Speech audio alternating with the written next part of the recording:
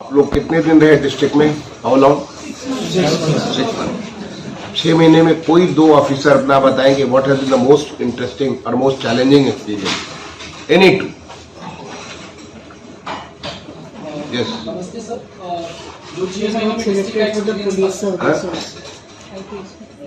Experience IPS okay. हाँ sir 6 महीने में जो एक्सपीरियंस रहा, जो सबसे बड़ा एक्सपीरियंस रहा कि जैसे कि हम सोचते हैं कि जो SDM है एज अ रेवेन्यू ऑफिसर काम करता है, और एज अ फील्ड ट्रेनर हमें ये पता चला कि SDM एज अ रेवेन्यू सिर्फ ऑफिसर नहीं है, वो एक टेरिटोरियल ऑफिसर है जो कि अपने सब डिवीजन के अंदर आने वाले किसी भी इशू के लिए डायरेक्टली रिस्पॉन्सिबल होता है सर। जैसे कि बिजली की कोई समस्या हो, चाहे कोई आपदा हो, लॉ एंड ऑर्डर प्रॉब्लम हो, उसके लिए डायरेक्टली रिस्पॉन्सिबल होता है। तो बहुत ही रिस्पॉन्सिबिलिटी वाला पोस्ट है, पहली चीज़ तो ये। दूसरी चीज़ ये कि सर लोगों की जो एक्सपेक्टेशंस हैं ग्राउंड लेवल पे वो काफ़ी ज़्यादा है हम लोगों से, और मुझे लगता है कि पेशेंट लिसनिंग और से एफर्ट से हम उनकी 80% ऑफ द प्रॉब्लम सॉल्व कर सकते हैं। in the any lady officer? Sir मैंने अपनी ट्रेनिंग में कुछ ऑब्जर्वेशंस किए वो मैं शेयर करना चाहूँगी। एक तो नहीं, अभी ट्रेनिंग की बात नहीं, हमें मैं डिस्ट्रिक्ट का बात कर रहा हूँ। डिस्ट्रिक्ट में आपको क्या चीज लगा, आपको बहुत चैलेंजिंग लगा या बहुत इंटरेस्टिंग लगा? जी सर मुझे कुछ चीज़ें कोर्ट फंक्शनिंग की बहुत समझ में आई कि क्यों चीज़ें मेस्टअप हो रही हैं। उसमें मैंने देखा कि एक नोटिस की तामीला से लेके प्रॉब्लम हो रही है, जिसकी वजह से रेस्टोरेशन बार बार आना पड़ रहा है, एक्स पार्टी डिसीजंस हो रहे हैं। साथ ही साथ मैंने ये भी देखा सर कि अगर हम अपने जो ऑर्डर्स हैं वो स्पीकिंग ऑर्डर्स कर रहे हैं तो फाइल जनरली रिमांड नहीं हो रही, और अगर वो भी नहीं, अगर हायर अथॉरिटी पे जा भी रहे हैं फाइल, तो हमारे डिसीजंस जनरली कंफर्म हो रहे हैं अगर स्पीकिंग ऑर्डर्स प्रॉपर्ली किए गए हैं। इसके अलावा सर मैंने लॉ एंड ऑर्डर साइड पे ये देखा कि बेसिकली 4 चीज़ें हैं जो कहीं ना कहीं मोस्ट इम्पैक्टफुल हैं कि हमारी तहसील में law and order situation perfect है, जिसमें से सर फर्स्ट चीज़ जो मैंने देखी, जो पुलिस चालानी ला रही है स्पेसिफिकली 145 और 133 की, उसको अगर ध्यान से पढ़ा जा रहा है। साथ ही साथ अगर हम जो जुलूस या कोई भी प्रदर्शन होना है उसके लिए परमिशन के लेटर आ रहे हैं, उनको अगर हम प्रॉपरली एनालाइज करके परमिशन दे रहे हैं।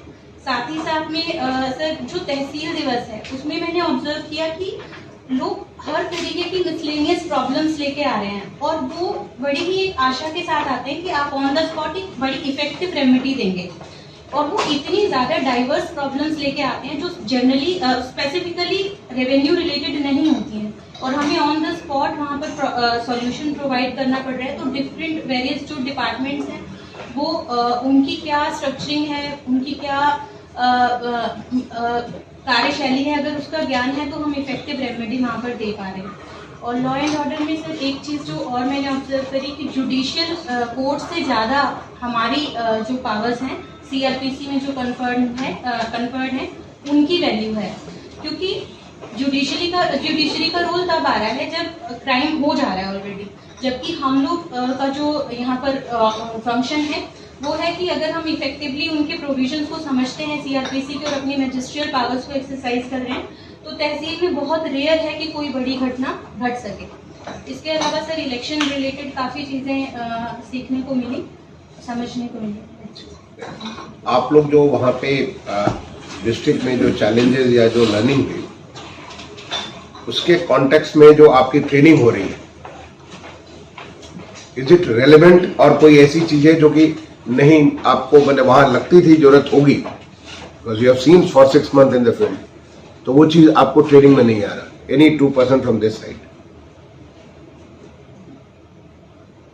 Let me have a lady officer on this side, otherwise I will just point out. अगर आप वॉलंटरी नहीं करेंगे तो मैं पॉइंट आउट करूंगा।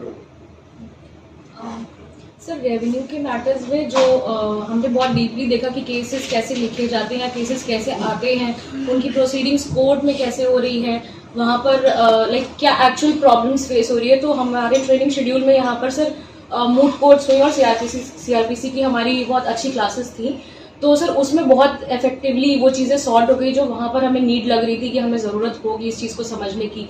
इवन हमने जजमेंट राइटिंग्स वगैरह की और प्रॉपर्ली हमें गाइड किया गया कि आप कैसे लिखते हो या कैसे आपको चीज़ें समझनी है, कोर्ट को कैसे मैनेज करना है। आपको कोई गैप नजर नहीं आ रहा? सर- या कोई ऐसी चीज नजर आए कि इसकी भी अगर कर दिया जाए, I am not saying gap, हमने भी ये भी कर दिया जाए तो आपको बेहतर होगा। Anybody else, any gentleman? Sir yes, go ahead. Sir मैंने फील्ड में सर देखा कि जो सर अर्बन डेवलपमेंट वाला या प्लानिंग वाला जो पोर्शन है सर, ये मोस्टली एसडीएम से अभी ट्रेनिंग वगैरह में उतना नहीं एक्सपोजर सर है। तो प्लानिंग हम लोग करते हैं अर्बन डेवलपमेंट में सर, दोनों में प्लानिंग में सर एक तो बहुत ही लॉन्ग अप्रोच चाहिए सर, और डेवलपमेंट जो है सर स्पेशली सर जो नगर विकास का है वहाँ शिकायतें सर बहुत ज्यादा आती हैं, सफाई संबंधी, रोड पे गंदगी, इन सब का। और सर बहुत ही इनमें सर कन्वर्जेंस है एसडीएम का रोल का और जो ईओ वगैरह है। तो सर ये और मैडम से ऑनरेबल डीजी मैम ने इसमें सर स्पेशल हम लोग की क्लासेस भी लगवाई हैं, हमसे कल बात हुई थी इस बैठक पे। तो हम लोग का सर क्लासेस होंगी, प्लानिंग से भी होंगी कुछ क्लासेस, और सर नगर पालिका या नगर परिषद इन सबसे भी होंगी। यस, क्या है अमृतकाल? आपसे मैं पूछ रहा हूँ। Yes, go ahead. सर अमृतकाल ये 2047 तक हमें सर डेवलप बन जाना, जो माननीय मुख्यमंत्री जी का वो है एक मिशन है कि हमें 2047 तक डेवलप बन जाना, इसी को हमने अमृतकाल बताया। 2025 से लेकर 2047 से लेकर 2047 तक। और somebody else will let me say, some lady officer, आप पूरी क्लैरिटी रखो। हाँ, some lady officer जो was raising hand.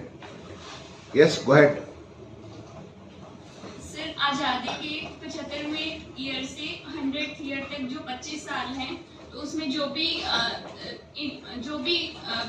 गैप्स रहे हैं इन डेवलपमेंट, तो वो हमारे माननीय प्रधानमंत्री जी का विजन है कि हम उस चीज़ को कवर करें आज़ादी के अगले 25 सालों में 2047 तक। So she is much more clearer. 2025 नहीं, 75 साल पूरा हुआ था 15 अगस्त 2022 को। तो 15 अगस्त 2022 से लेके 15 अगस्त 2047 के पीरियड को अमृत काल कहा गया। These 25 years called अमृत काल means the golden period of Indian history after post independence. ठीक है, आप 2025 कह रहे हो, ऐसे नहीं, पूरा ध्यान से देखा करो। कौन कौन लोग पंच प्रण के बारे में जानते हैं? Just raise your hand. What is Panch प्रण?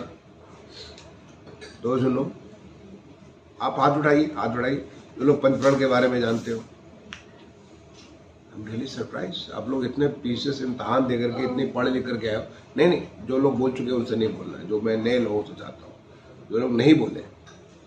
Yes, the lady in the, yes, जो नहीं, हाँ बताइए आप जो नहीं बोली। हाँ, पंचप्रण के बारे में क्या जानती है आप? Yellow sari, yellow sari. Sorry sir, मुझे क्लैरिटी नहीं, ध्यान नहीं, क्लैरिटी नहीं। सरप्राइज्ड। ओके, ठीक है। Some other lady from his side, let's see. आपको इधर देखिए। यस, बताइए पंचप्रण के बारे में क्या जानती है? सर अभी थोड़ा सा I am relatable that it's related to you are?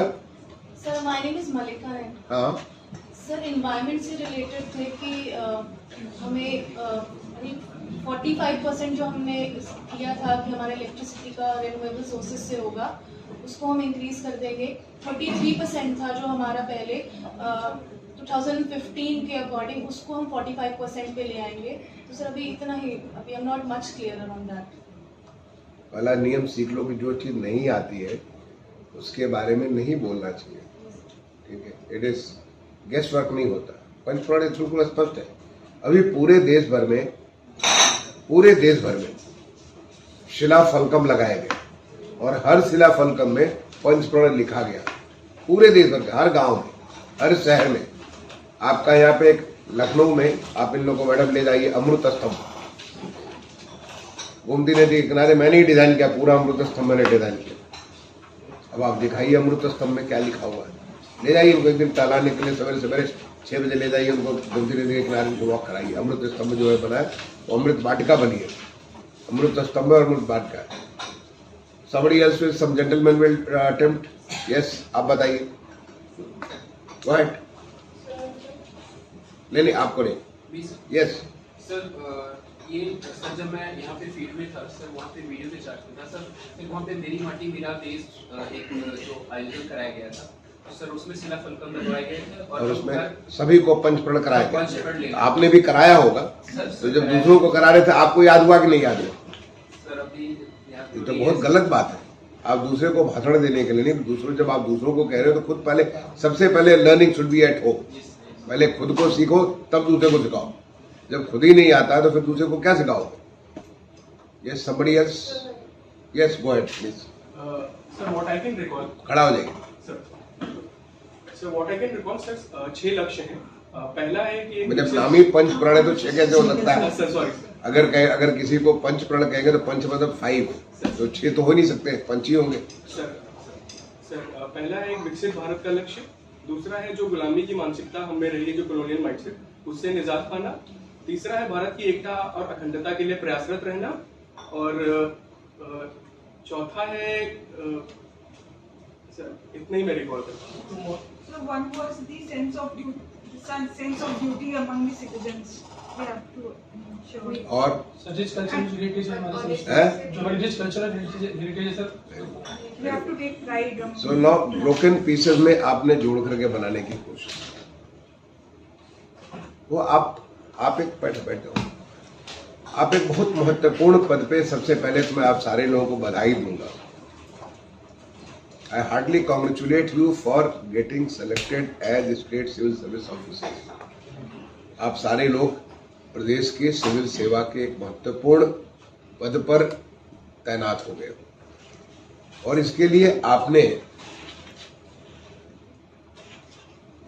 काफी मेहनत की होगी, तब जाके आपका सिलेक्शन हुआ। कोई 1 साल किया होगा, कोई 2 साल किया, कोई 7 साल किया होगा, तब जाके सिलेक्शन हुआ होगा। और आपके साथ आपके माँ बाप ने भी बड़ी मेहनत की होगी, आपके माँ बाप ने भी बड़ी तपस्या की होगी, तब आपका चयन हुआ हो।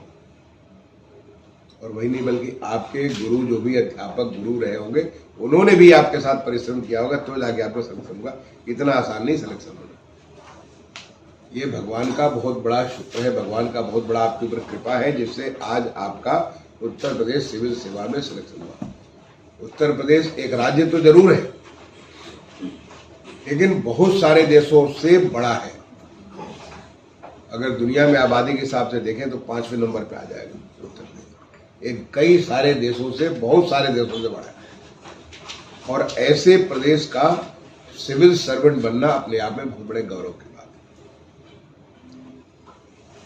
लेकिन अब सिविल सर्वेंट तो बन गए, बट सिविल सर्वेंट बनने के बाद उसके लिए उस जिम्मेदारी को भी आपको संभालने की हमेशा के लिए तत्परता होनी चाहिए।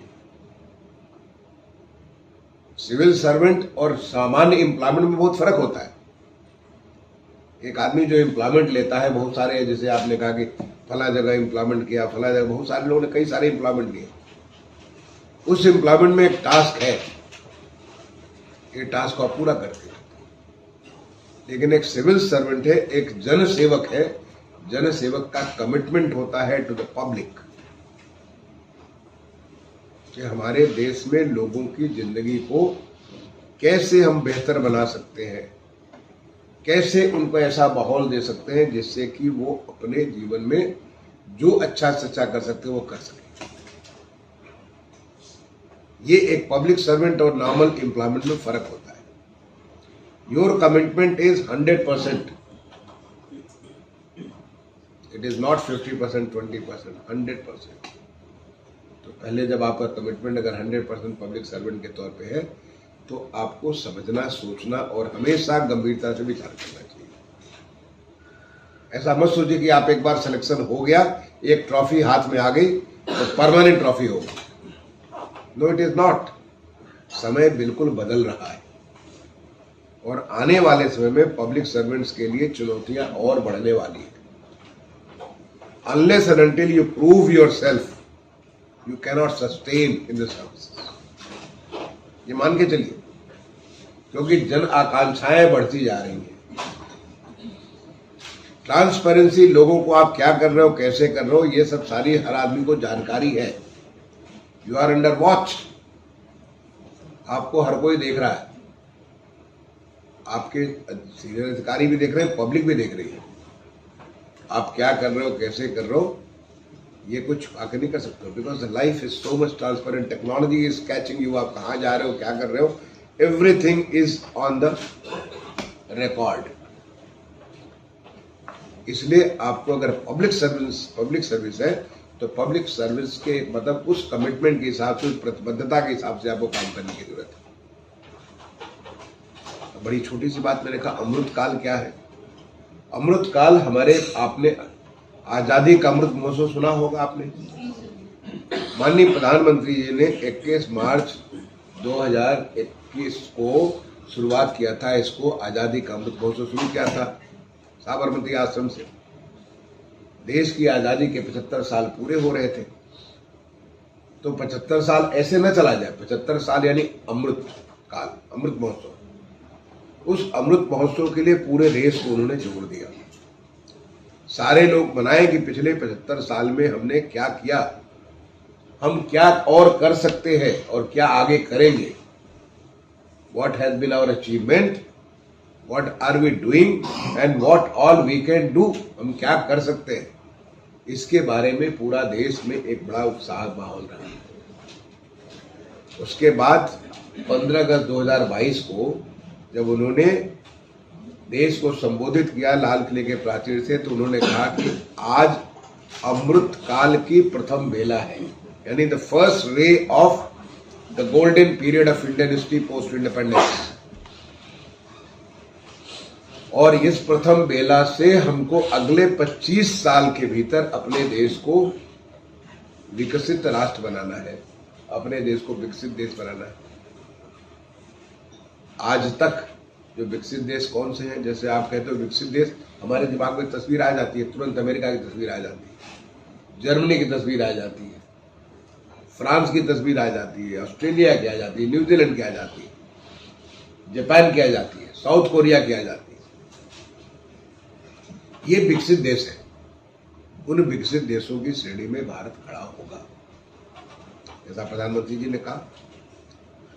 और ये कहा नहीं बल्कि उस संकल्प के लिए उन्होंने पिछले जो 2014 से लेकर 2022 के बीच में इतना सारा स्ट्रक्चरल चेंजेस किया, पूरे देश में, पूरे देश की व्यवस्था में इस प्रकार का परिवर्तन किया जिससे हर कोई को आशा हो जाए कि हम इसको पूरा कर सकते हैं। इस अमृत काल में हम अपने देश को विकसित भारत बना सकते हैं। इस संकल्प के लिए एक पूरी व्यवस्था, चाहे डिजिटल इंडिया हो, चाहे स्किल इंडिया हो, चाहे स्वच्छ भारत हो, ठीक है, सब इतनी सारी चीजें की गई, इतने सारे परिवर्तन किए गए कि उन परिवर्तन के बेस पे, उसके आधार पे ये सब चीज बन सकती है। ये केवल सपना नहीं, एक संकल्प है, उस संकल्प को पूरा करना। उस संकल्प को पूरा करने के लिए उन्होंने कहा कि पंच प्रण की आवश्यकता है। उसी अपने संबोधन में माननीय प्रधानमंत्री जी ने पंच प्रण की बात की। मैं कहूंगा कि 15 अगस्त 2022 के स्पीच को आप लोग कभी कभी खाली फुर्सत में, ये सब यूट्यूब पे है, आप जाइए प्रधानमंत्री जी के उस भाषण को सुनिए, आपको बहुत चीज सीखने को मिलेगा। ये पंच प्रण क्या है? पहला प्रण है भारत 2047 तक विकसित बनेगा। मैंने, हमारा संकल्प है, ये हमारा प्रण है कि भारत, जब हम आजादी के 100 साल पूरे कर रहे होंगे तो हम एक डेवलप नेशन होंगे, उसी के लाइन में खड़े होंगे जिस लाइन में बाकी देश खड़े हैं। हम विकासशील नहीं होंगे, हम विकसित होंगे। पहला प्रण तो ये है। दूसरा प्रण उन्होंने क्या कहा? दूसरा प्रण उन्होंने कहा कि गुलामी की मानसिकता से हम बाहर निकले। और हमारा प्रण है कि गुलामी की मानसिकता, जो कि हम अपने को आदर नहीं करते, हम लगता है कि जो है अगर सामने कोई हमको दूसरा दिख जाए तो दूसरे का इंडोर्समेंट हम चाहते हैं। दूसरा आदमी कह देगा तो हम मान लेंगे कि हम ऐसे हैं। हमको खुद पे, अपने पे, क्योंकि हम गुलाम लोग हैं। गुलाम आदमी को अपना जो गुलाम बना के रखता है वो उसको इंडोर्स करता है। तो अंग्रेज यहाँ पे थे, मुगल यहाँ पे थे, वो आए और आकर के हमको गुलाम बना के चले गए, दिमाग में गुलामी बैठा के चले गए। तो गुलामी की जो मानसिकता थी, उस मानसिकता से हमें बाहर निकलने की जरूरत है। गुलामी की जो पहचान है, गुलामी की जो सिंबल्स है, गुलामी की जो हमारे व्यवहार है, उस व्यवहार से हमें बाहर निकलना है। क्योंकि हम एक आजाद मुल्क के, एक स्वतंत्र भारत के हम नागरिक हैं, तो हमें अपनी उस गुलामी की मानसिकता से बाहर निकलना है। तीसरा प्रण उन्होंने कहा क्या? उन्होंने कहा कि हमें अपनी धरोहर, अपनी जो हमारी सांस्कृतिक धरोहर है, हमारी जो जो जो तमाम किस्म की धरोहर है, उस धरोहर पे गर्व करना है। हमारे पास कितनी बड़ी धरोहर है। अभी आप देखो, भगवान राम का प्राण प्रतिष्ठा हुआ 22 तारीख को। मैं आपसे कहूंगा कि प्रधानमंत्री जी के उस भाषण को सुनिए, एक बार नहीं कहूंगा 5 बार सुनिए, जो उन्होंने अभी 22 जनवरी 2024 को अयोध्या में जब प्राण प्रतिष्ठा करने के बाद जो भाषण दिया उन्होंने, वो संबोधन प्रधानमंत्री जी का एक ऐतिहासिक संबोधन है। कैसे राष्ट्र को उन्होंने राम के साथ जोड़ करके एक नए राम राज्य की कल्पना को, कैसे बहुत सारी बातें, मैं अभी समय नहीं मुझे बताने की, लेकिन मैं आपसे कहूँगा कि 4-5 बार सुनिए, वो आपको रास्ता बताएगा कि कैसे हमारा देश विकसित राष्ट्र बनेगा। भगवान राम मर्यादा पुरुषोत्तम राम थे, हर चीज में उनकी मर्यादाएं जो है वो अल्टीमेट थी। He was the ultimate person, the god personified as a ultimate body, किसी भी रूप में।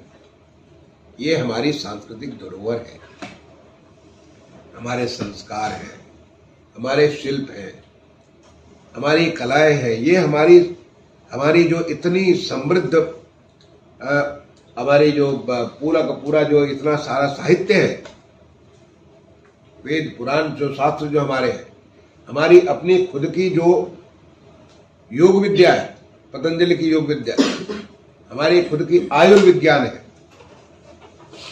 इतना सारा हमारे पास, तो इतनी ताकतें हमारी, इतनी धरोहर है। लेकिन वो सारी की सारी धरोहर जो है,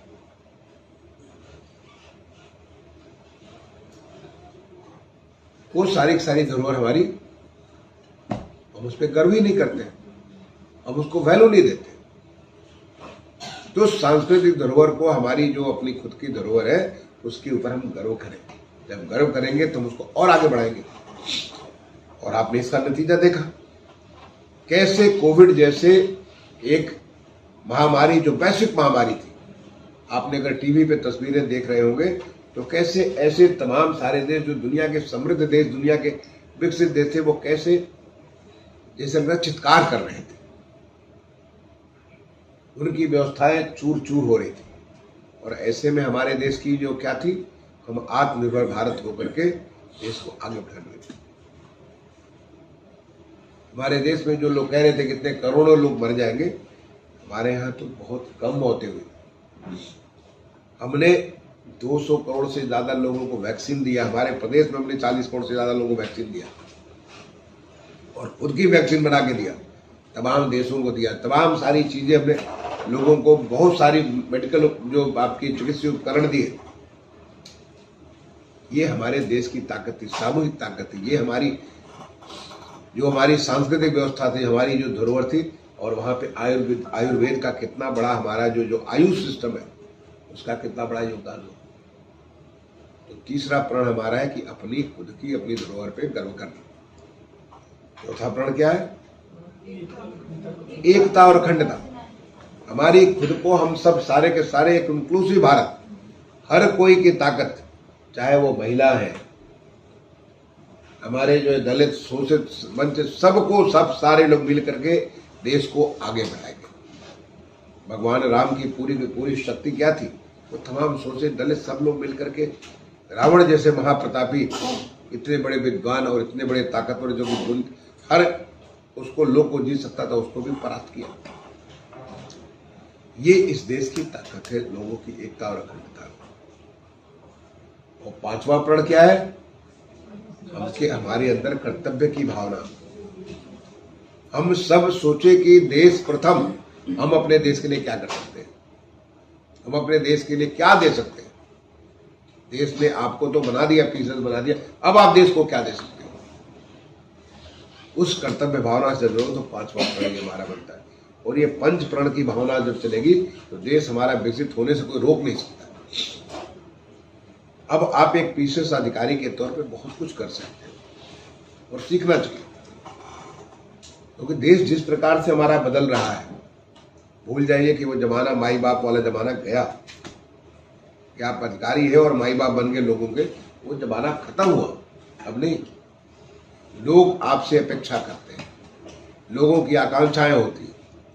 आज देश में एक व्यवस्था बनी है कि हर कोई को संतृप्त करने के लिए, हर कोई को माहौल देखिए कि अगर पहले मकान बनते थे, थोड़े से मकान बनते थे, अब क्या हाउसिंग फॉर ऑल, सबके लिए मकान बनते हैं।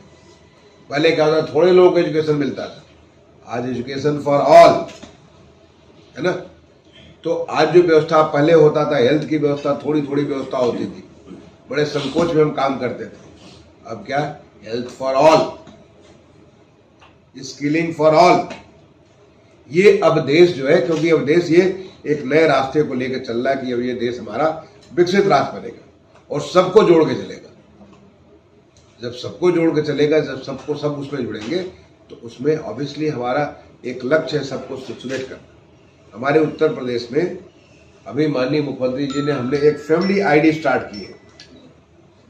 जो आधार कार्ड होता है, मैं कहूँगा आप इसको फैमिली आईडी बारे में पढ़ाया होगा, शायद आपके क्लासेस लिए गए होंगे, लेकिन न लिया गया तो इसके बारे में जानकारी करें। जैसे आधार कार्ड होता है तो इंडिविजुअल का आधार कार्ड होता है, आज उत्तर प्रदेश में फैमिली आईडी बनाएगी ताकि फैमिली में हर एक को किसको किसको क्या क्या लाभ मिला, सारी की सारी जानकारी हमको मिले, और अगर किसको मिल सकता है उसको, और नहीं मिला उसको मिल जाए।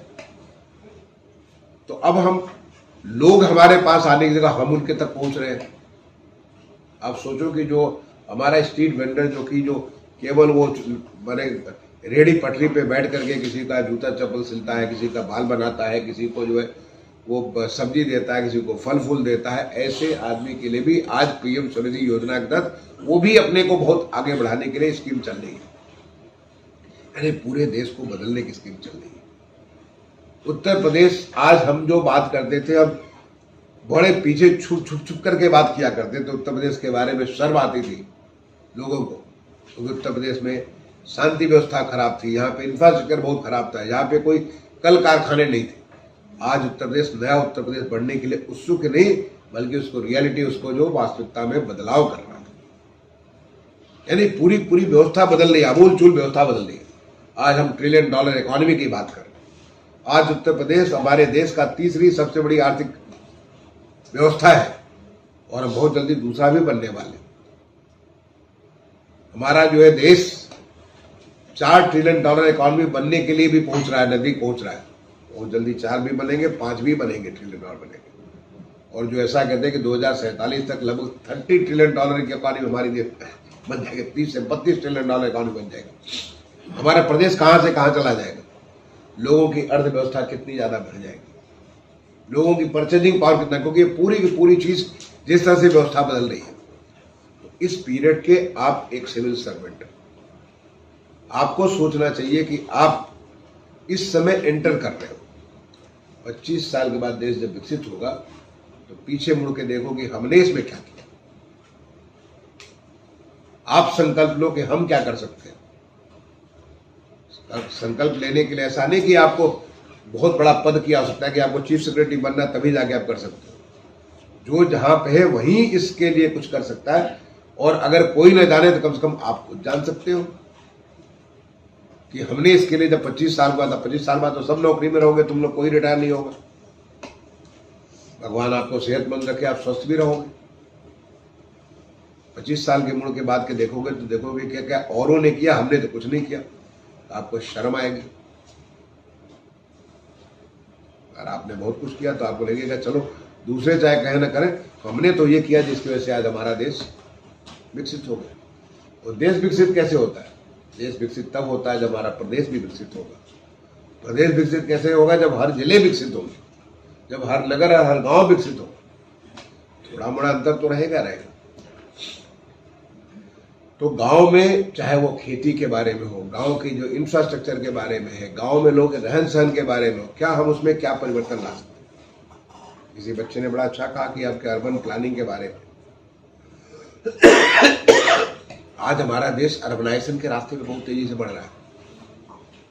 अगर हम दुनिया भर का इंडेक्स लें तो हमारा अर्बनाइजेशन 70% ऊपर हो चुका है। लेकिन अगर हम अपने डेफिनेशन के हिसाब से लें, जो हम स्टैट्यूटरी डेफिनेशन लेते हैं, तो हम करीब आज की डेट में करीब 36% के आसपास। 2030 तक हम 40% चले जाएंगे। 2051 तक हम 50% क्रॉस, 51-52% हो जाएंगे।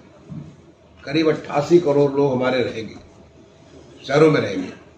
शहर में चैलेंजेस, चुनौतियां बिल्कुल अलग नेचर की होती है गांव से। इनफैक्ट गांव के अलावा जो शहर में जो गांव है वो भी गांव की जगह रूरल से अर्बन हो गए, उनकी चुनौतियां अलग नेचर की है। उन चुनौतियों को कैसे हम करेंगे? आज देश में इतने सारे प्रोग्राम चल रहे हैं, इतने सारे स्कीम चल रही है, सब चीज उसी को एड्रेस कर रही है। क्या? हर चीज के पीछे केवल एक ही है, वो हमारा है नागरिक, यानी नागरिकोन्मुख, सिटीजन सेंट्रिक सारी की सारी योजनाएं चल रही हैं। तो आप उसमें क्या करोगे? कैसे सिटीजन को स्ट्रेंथन करोगे कि जिससे हमारा सिटीजन, बच्चा पढ़ रहा है तो कैसे वो बेस्ट एजुकेशन ले, निपुण योजना के तहत उसको बेस्ट एजुकेशन स्कूल में मिले, उसको टेक्निकल एजुकेशन मिले।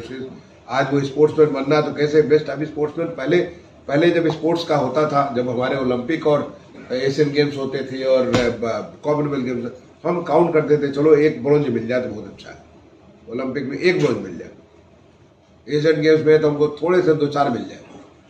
अभी एशियन गेम्स में 100 से ज्यादा हमको 107 मेडल मिले एशियन गेम्स में, और पैरा एशियंस में 111 मेडल मिले। हमें गोल्ड मेडल 20 से ऊपर मिलते हैं और हम अभी खुश नहीं है, अभी हम आगे और आगे बढ़ रहे। उत्तर प्रदेश में इतने सारे लोगों को स्पोर्ट्स में मेडल, ये हमारा देश का परिवर्तन ये बता रहा है कि कैसे हम देश को डेवलप नेशन बनाएंगे, विकसित देश बनाएंगे। तो आपकी जिम्मेदारी एक नए इसमें बिल्कुल बदल जाती है। आज हमारे यहाँ हम नवाचार को स्वागत करते हैं, एनी इनोवेशन, और innovation doesn't mean technological innovation. आप इनोवेशन आप अपने प्रोसेस में कर सकते हो। How to make things look easy, deliver easily, how to make life easy for living, उसमें क्या इनोवेशन कर सकते हो। जैसे कि आप अगर आपने कोई रेवेन्यू केस के बारे में बात किया, किसी ने क्रिमिनल के बारे में, उस बिटिया ने क्रिमिनल के बारे में बात की, क्या करो कि जिससे कि चीजें आसान हो जाए। How to codify, how to simplify, how to use the technology. आज टेक्नोलॉजी का प्रयोग बहुत ज्यादा हो रहा है। आप ये मत सोचना कि आप जो सिविल आप बन गए, स्टेट सिविल सर्विस बन गए तो फिर आपका सब सारे तिथि हो गया, अब तो फिर हम रिटायर ही करेंगे, सेक्रेटरी बनकर के रिटायर करेंगे, कभी नहीं। आने वाले समय में challenges are going to be galore, बहुत चैलेंजेस आपको आने वाले हैं। Unless and until you update yourself with the technology. आज की डेट में IoT क्या है, इंटरनेट ऑफ थिंग्स क्या है, ड्रोन टेक्नोलॉजी क्या है, ड्रोन टेक्नोलॉजी कितनी ज्यादा फर्क ला रही है, चाहे हमारी स्वास्थ्य व्यवस्था के बारे में, एजुकेशन के बारे में, बहुत सारी चीजें ड्रोन टेक्नोलॉजी फर्क ला रही है। आर्टिफिशियल इंटेलिजेंस क्या है, कैसे हमको जो मशीन लर्निंग से हम कैसे चीजों को फर्क ला रहे हैं। Unless and until you have appreciation you will not succeed. आगे आप आने वाले समय में आपके बहुत बड़ा चैलेंज होने वाला है। You need to change, you need to abreast yourself. बहुत सारे लोग होता है, पहले मैं देखता था, बहुत सारे अधिकारियों को देखता था कि एक बार नौकरी में आगे, IAS में आगे, PCS में आगे, अब सोचते थे चलो अब तो गाड़ी में बैठ गए, अब गाड़ी तो अल्टीमेट रास्ते में पहुंच ही जाएगी। Gone are those days. You need to update your knowledge, you need to skill yourself. हम लोगों को स्किल करेंगे, उसके पहले हम खुद को स्किल करें। जब हम खुद को स्किल करेंगे, इतनी सारी योजनाएं सरकार की आ रही है, देखते देखते चीजें बदल जा रही है। जैसे हम पुराने कंप्यूटर युग में हुआ करते थे कि चीजें कैसे बदल रही है। आज एडमिनिस्ट्रेशन जो गुड गवर्नेंस के लिए, जो प्रधानमंत्री जी ने कहा 22 जनवरी को जो राम राज्य की बात की, राम को राष्ट्र के साथ जोड़ करके उन्होंने बात की, भगवान राम को शबरी माता और जटायु के साथ जोड़ करके उन्होंने हर वर्ग के लिए जो बात की, उसके लिए, उस गवर्नेंस के लिए बहुत परिवर्तन हो रहा है और होगा, क्योंकि बगैर उस परिवर्तन के देश हमारा विकसित नहीं हो सकता है। हम कुछ इलाके को छोड़ दें, कुछ लोगों को छोड़ दें, देश नहीं है। तो सबका साथ, सबका विकास, सबका प्रयास होना पड़ेगा, सबका विश्वास भी बनना पड़ेगा, तब जाके देश विकसित बनेगा। और उसी रास्ते पे हमारा देश चल रहा है, उसी रास्ते में हमारा प्रदेश चल रहा है। तो आप इस कंफ्यूजन में आप बिल्कुल न रहे कि हम तो PCS बनेंगे, तुमको नहीं पढ़ने की जरूरत है। जो पढ़ना था तो पढ़ लिया, बड़ी मेहनत किया, मम्मी पापा ने हमें बड़ी मेहनत करा दी, टीचर बड़ी मेहनत करा दी, और तभी हम PCS बन गए तो बन गए। Maybe that was your luck, maybe the god was very kind to you, but now to sustain there, ये आपके लिए आवश्यक है कि आपको you have to keep updating yourself in terms of technology, in terms of knowledge, in terms of skilling. आपको जब भी मौका लगे, मैंने तो बहुत पढ़ाई की, मैं तो IIT कानपुर से मैंने बीटेक किया, फिर मैंने कई सारी डिग्री हासिल की, देश से भी विदेश से भी, बहुत सारी ट्रेनिंग की, कंटिन्यूअसली अपडेटिंग माई सेल्फ। और आज भी मुझे मौका मिलता है, मैं रोज नित्य अपने को अपडेट करता रहता हूँ, जोड़ता रहता हूँ अपने नॉलेज को। कौन सा नॉलेज मेरा कहाँ काम आ जाए मालूम नहीं, इसलिए you must develop a habit of reading, writing, thinking. थोड़ा समय लगाइए अपने स्वास्थ्य के लिए भी, जिससे कि आप थोड़ा सा योग करें, थोड़ा सा विचार करें, योग करें, ध्यान करें, प्राणायाम करें, उससे बहुत सारी शक्ति मिलती है, बहुत सारा ताकत मिलता है। अपनी सेहत के भी ध्यान रखने की जरूरत है। मैं तो देखता हूँ कि कुछ एक हमारे, क्योंकि सारी की सारी चीजें, एवरीथिंग कम्स टू मी, बहुत सारे लीजिए मेरे पास आ जाती है। बहुत सारे अधिकारी अपने सर्विस मैटर्स को भी नहीं ध्यान देते, उनका प्रमोशन इसलिए नहीं होता कि पता था उनके खिलाफ कुछ कार्रवाई चल रही है, उन्हें भूल गए वो कार्रवाई चल रही थी। उनको अपनी एंट्री लिखनी समय से अभी सारी चीज मैंने ऑटोमेट करवा दिया इधर हाल के समय में। अब जैसे हमारे IAS की अब कोई छूट नहीं सकता है, और पीसेस में भी नहीं छूट सकता है, सबकी सारी की सारी। अब आप लोग देखोगे सबकी जो है आपके सब सारे ऑनलाइन करा दिया, और आप अगर नहीं अपने एंट्री करोगे तो आगे कर भी नहीं सकते। बहुत सारी इधर के हाल के समय में काफी सारा इधर 1-1.5 साल 2 साल में बहुत सारे परिवर्तन किए। इसलिए किया गया क्योंकि we are trying to prepare you for officers for the Amrit Kaal. ये बोल के रखिए, you are not an ordinary officer. वो जो पुराने असरानी वाले जो उस जमाने के जेलर नहीं है कि कभी आधे इधर जाओ उधर जाओ बाकी मेरे पीछे जाओ, वो जमाना बीत गया। अब जमाना है अमृत काल के अधिकारियों की, और अमृत काल के अधिकारी जो है you have to be really abreast with everything. इसीलिए काफी सारी चीजें हमारे माननीय मुख्यमंत्री जी ने मानव संपदा पोर्टल तैयार करा दिया, जिससे आपका सारा का सारा चीज पोर्टल के माध्यम से होता है। आज हमारे देश में अगर कहीं से सबसे ज्यादा टेक्नोलॉजी का प्रयोग हो रहा है, क्योंकि मुझे मालूम है मैं भारत सरकार में बहुत रहा हूं, almost I have spent 16-17 years in government of India, जिसमें मेरा लंबा पीरियड 5 साल तो मैं भारत सरकार का सचिव रहा हूं, और बहुत नजदीक से सबको देखा है। काफी सारे राज्यों को मैं काफी पूरे देश भर में घूमता रहा। आज Uttar Pradesh is one of the highest technology adopt करने वाला स्टेट है। हर चीज में हम या तो नंबर 1 है, नंबर 2 है, हर चीज में आगे, क्योंकि माननीय मुख्यमंत्री जी की जो प्रेरणा से हर चीज में हर कोई कोशिश पूरी लगा रहता है। So you are officer of that period. मैंने हमें हर कोई को मिल करके, आप जिले में जब जाओगे एज ए पीसीएस ऑफिसर, जो आपका जो मैंने हमारे अदर सर्विसेज के जो स्टेट सर्विसेज का अफसर है उनके साथ भी कोलैबोरेट करिए, तो उनको मिला करके काम करना है। बड़ी अच्छी बात आपने कहा, जब एसडीएम थे तो you're territorial in charge, but then you have to collaborate with everybody to deliver and keep updating. उनकी बात को सीखो, पंचायत वाले से ज्यादा सीख लो पंचायत के काम करना, कोऑपरेटिव वाले ज्यादा सीख लो कोऑपरेटिव काम करना, एग्रीकल्चर वाले ज्यादा सीख लो एग्रीकल्चर काम, because you have that faculty. अगर एक बार एबिलिटी हो लर्निंग की, आपकी एक बार क्यूरियोसिटी हो, तो आप सीखते जाओगे। This is what is expected in the Amrit Kaal. तो मैं आप सारे लोगों को जो यहाँ पे है, मैं बहुत सारी बातें मैं करना चाह रहा हूँ, लेकिन अभी टाइम नहीं है मुझे, मैं बहुत सारी बातें आपसे की, but I have just given a glimpse. आप जहां कहीं भी जाओ, you will encounter different kind of officers, but you have to be yourself. कई बार बहुत सारे एल्योरमेंट मिलते हैं, नेवर गिव अप। एक बार गिव अप कर दिया तो फिर बार बार गिव अप करते रहो। माननीय मुख्यमंत्री जी के हमारे बिल्कुल साफ है, no tolerance to corruption and high regard for performance. आप अच्छा काम करोगे, आपको तुरंत रिकॉग्नाइज हो जाओगे, यू आर बीइंग वॉच्ड, आप सही जगह के लिए आप रखे जाओगे। बट अपने सर्विस मैटर्स को भी हमेशा ध्यान रखना, समय से अपना APR भरना, समय से अपनी जो भी चीजें हैं वो सारी की सारी चीजें आवश्यकता है उसको भी करते रहना। और सबसे बड़ी चीज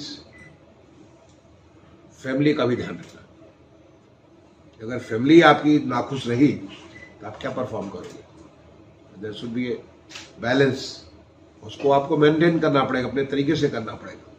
कि फैमिली अगर नाखुश रहेगी तो आप परफॉर्म नहीं करोगे, टेंशन में रहोगे, उसका भी ध्यान रखना पड़ेगा। I wish you all the very best. ठीक है, आपको गर्व होना चाहिए कि उत्तर प्रदेश के आप पीसीएस ऑफिसर हो।